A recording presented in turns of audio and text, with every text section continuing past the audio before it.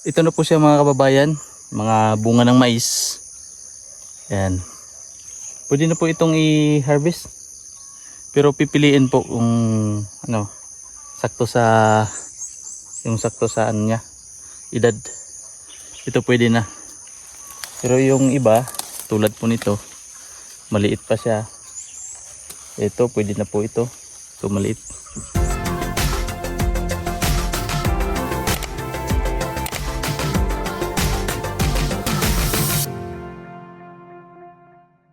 Magandang morning, magandang umaga, magandang tanghali, magandang hapon, at magandang gabi po sa inyong lahat. Mga kababayan, kung saan man kayong sulok ng mundo ngayon. At lalong lalo na po sa ating mga kababayan dyan sa Middle East. Mag-ingat po kayo dyan mga kababayan, at huwag po kalimutang mag-pray. Mag-pray po tayo palagi. Naway safe po kayo dyan sa Middle East or sa Muslim country. Ngayon pong araw mga kababayan, nakikita niyo po sa aking attire, sa aking likuran ay ang tangki ng tubig, tangki ng medisina na pang-spray po ng pampatay ng damo. Dahil ngayon po mga kababayan ay pupunta ako sa sakahan. Kung naaalala po ninyo, doon po sa pinagtaniman namin ng mais ni mama, i-sprayhan ko po siya ng pampatay ng damo para po mas malinis, at saka po tumubo siya ng maganda yung mais. Yun po balak ko po sana, or balak ko talaga, na kapag maka-harvest tayo doon, kasi hindi po namin yon hindi namin yon ipapagiling or ipapagawa, or gagawing bigas. Kasi po mga kababayan, dito sa amin yung mais po ginagawa namin bigas. Yan, kadalasan po dito sa Mindanao ginagawang bigas. So yung pong tinanim namin dito ay panglaga lang. Kaya bala ko, pag maka-harvest, bibigyan ko ang PB team. Pupunta ako ng PB house. Siyempre ang aking mga kapatid, present palagi yan. Dadalahan ko po doon si PB team Ralph, si Mang Eli, si Kuya Eli, at si Kuya Ervin. Dati po nagtampo si Kuya Ervin kasi hindi ko nadalhan ng avocado. Nag-comment siya. Nandito na po tayo mga kababayan sa farm, sa sakahan ni mama. At may nakita akong bayabas dito. Mamaya kukunin ko to, kasi kung nandito lang si Kikang, sigurado ako papak na yan. At itong mga kakao mga kababayan na binalot namin ni Mrs. noon pa, yun, malapit na po silang mahinog dito sa kabila. Yan, maganda tingnan kapag malinis. Napakaraming bunga. Dito banda medyo wala siyang bunga. May isa. Yun.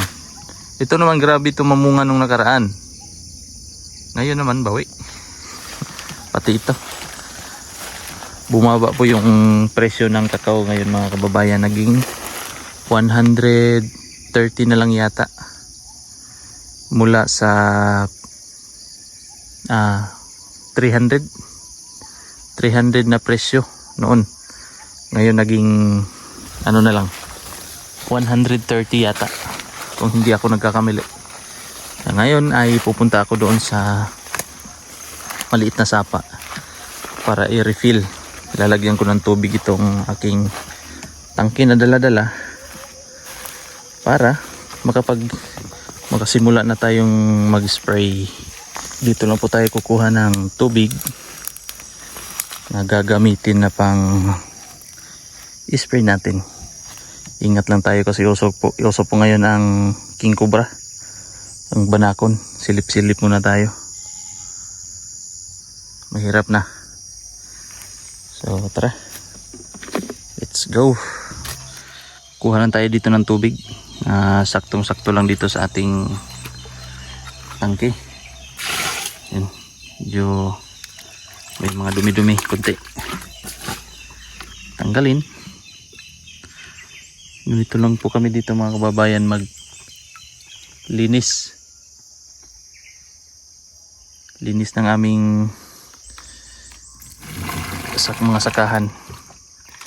Ginagamitan lang po namin ng pangpatay ng damo para mas mabilis po siya kaysa po tabasin. Matagal po yung pagtatabas, since may tubig naman po dito,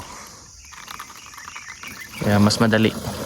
Pero kung mga tulad nung iba na malayo sa tubig, mainam po na magtabas na lang po kaysa maghakot pa ng tubig. Kaya may tubig dito, gamitin natin.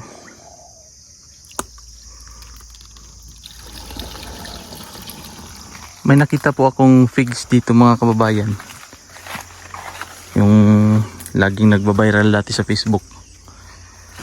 Nakakain po ito, yung hinog na. Tingnan natin kung may hinog. Pinupugaran po ito ng langgam kapag hinog na. Yan, dyan po natin malalaman na matamis siya kung may mga langgam. Ito yata hinog. Hilaw. Hilaw pala.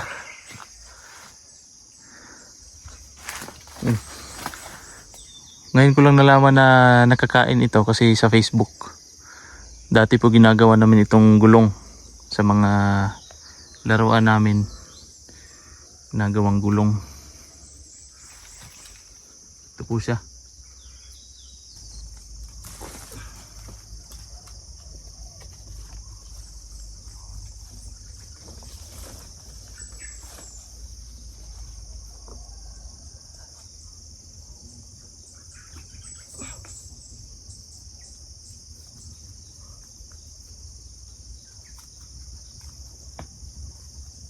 Natapos ko na po dyan banda mga kababayan. Yan. Hanggang mula doon hanggang dito. Tapos doon na lang banda. Ang tatapusin ko ngayon, ito isprehan natin konti. Ito lang po ang pag-spray. Mga pampatay ng damo. Yan. Itong klase po na mais mga kababayan, kahit isprehan mo yan, hindi yan mamamatay. Yan. Kaya po sinabi ko na ibang klase po na mais ito. Kasi hindi po siya nasasama sa mga namamatay na mga damo. Yan, at magre-refill uli ako mga kababayan. Naubos ng isang tangke. Ito na po siya mga kababayan. Mga bunga ng mais. Yan. Pwede na po itong i-harvest.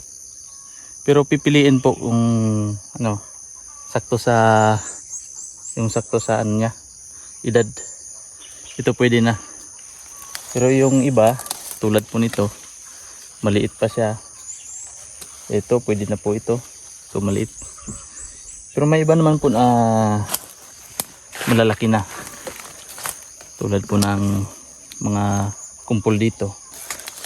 Yan. Ito, malaki na. Lalo na po siguro kung nalagyan po ito ng fertilizer. Yung abono po na pangpataba. Sigurado malaki ito. Kaso po may mga hindi natin malaman ng mga problema tulad nung mga aksidente. Noong na-aksidente si Kikang, hindi na po namin ito naalagaan. Hindi na namin na-spray. Hindi namin na-sprayhan ng pampatay ng damo.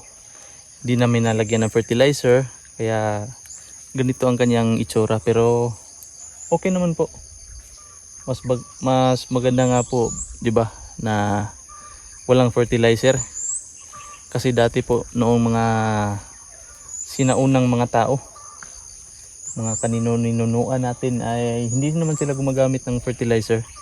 Kaya matataba naman po yung mga tanim nila. Kaya mas safe pa.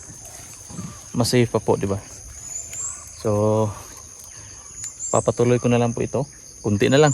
Dito na lang po sa itaas. Doon sa baba, tapos na. Doon po mga kababayan, natapos ko na doon. Doon hanggang doon sa likod. Likod po nung papaya. Papaya po yung malaki. Tapos na doon. Dito sa baba, tapos na din. Dyan po, natabas na po ni mama dyan. 2 araw siya nagtatabas dyan. Kaya hindi ko na yung isasali dyan. Dito na lang po. Dito na lang po banda sa itaas. Tsaka yung doon. Dito na lang.